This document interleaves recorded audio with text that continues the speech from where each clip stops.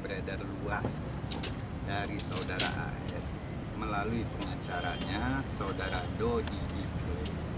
Agak besar Bang ya. Agak besar suaranya. Sehubungan dengan laporan klien kami, maka pada kesempatan ini ada beberapa poin yang kami catat dan perlu kami sampaikan agar publik memahami kejadian yang sesungguhnya dan agar tidak terjadi pemutarbalikan fakta. Mengingat dari pemberitaan tersebut ada kesan ya klien kami melaporkan yang dialaminya sebagai korban, ya kan? Namun kami melihat klarifikasi yang disampaikan sepertinya malah berbalik menghakimi klien kami. Untuk itu ada beberapa poin yang perlu kami catat, ya kan? Poin pertama kami sampaikan bahwa secara hukum pernikahan klien kami sah secara hukum. Sah secara hukum. Sebagaimana akta nikah nomor 736/22/12 Romawi /2014. Perlu kami sampaikan juga bahwa dari informasi klien kami, buku nikah tersebut diserahkan di dalam kamar sekitar sehari setelah pernikahan oleh saudara AS. Jadi, di mana hal ini menurut kami agak aneh kalau kemudian akte nikah tersebut dipetunkan.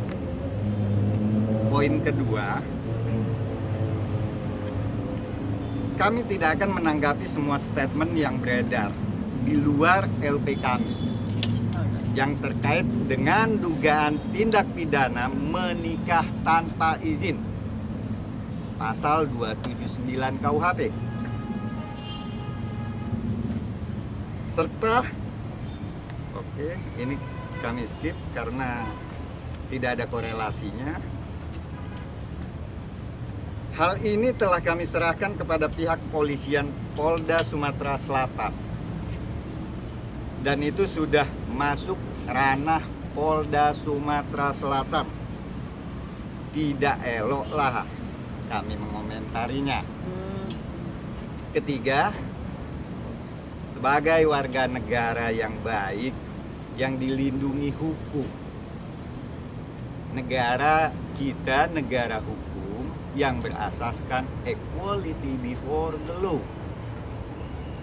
Jadi sama semuanya di muka hukum.